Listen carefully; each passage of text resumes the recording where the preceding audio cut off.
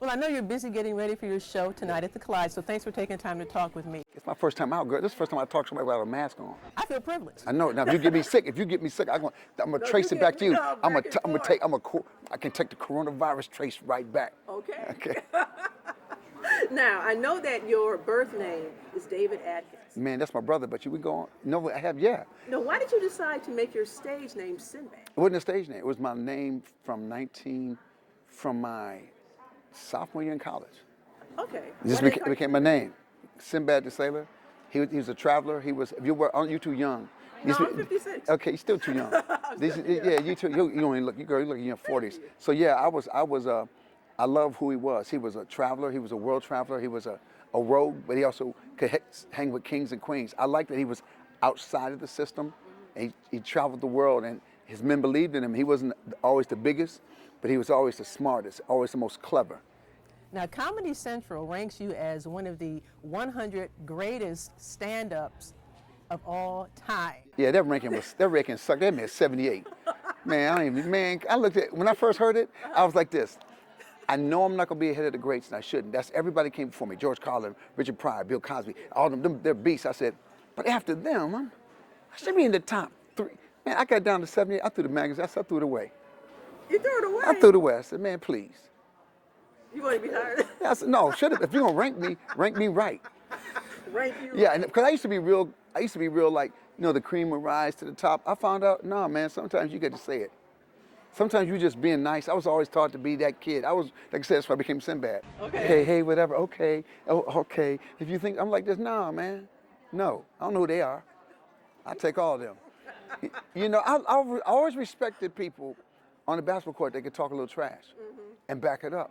I thought that was wrong. I thought, I was broke. Oh man, you don't do that. You just play your game. Man, no. Really forget that. I wish you would get on me. I wish you would hold me. There's a thing they used to do when they play ball, and when somebody holding you, say stand up. Once I shoot it, stand up. Don't D up on me. Just stand up and go back the other way. I love cats like that now. I don't believe there's anything wrong with being brash, with being humble. This is a fine line between brash and humble. Like I think it was come on man, Buddy Guy said, you should be cocky as hell on stage and humble when you walk off.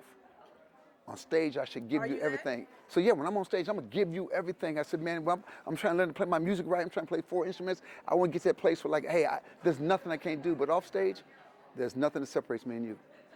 I'm a man, just like a man and woman walk around this world. I've been gifted and blessed to be able to do something. But when I'm on stage, I'm gonna give you my gift like I'm a beast. I'm gonna give you all I have. And that's how I think life should be led. You have been giving your gift now for more than 30 years. How do you keep up the energy for it? What motivates you? Well, I had 6 months off now, so but the longest I've ever. This has been strange. This is my first trip on a plane since February. I forgot stuff. I forgot my charger. I used to keep a backpack by the back door, and I'm like, man, I've been cherry picking the bag, taking things out because I've been home. I have to go home and regroup and put my road life back together. I love what I do. I think the simplest way to explain, I love what I do. I love this. There's nothing else I'd rather be doing than performing, playing music, doing comedy, making movies. I want to get back into that. I mean, Hollywood might have turned, but my son's a director now. I've taken this month, I said, we're going to write. We're going to create something. So I come back, I'm not waiting for anybody to give me anything. I'm taking it like I used to. So how many kids do you have? I have 3. Nice, okay. I have my son, I have a 7-month-old grandkid, so I've been home the whole time. This has been the hardest part of leave. I've never had to leave my grandson. And it's like, this is strange. Separation anxiety? I'm missing, yeah, I'm like, man, I'm missing this. So of the 30 plus years that you have been doing this with the stand-ups and HBO specials and the movies and books, what have you enjoyed the most? All of it, but nothing beats stand-up. Stand-up is what made everything else possible. I know a lot of people get mad when you say Cosby. Cosby, a lot of people put down hashtag writer/singer/comic like that's less. He said comedy / everything else. What makes me who I am is getting on stage and be able to, this is one-on-one. Like when the world, if they shut me down, we're gonna put your movies, you can't stop me from grabbing the mic. I don't need the mic, I got a loud voice.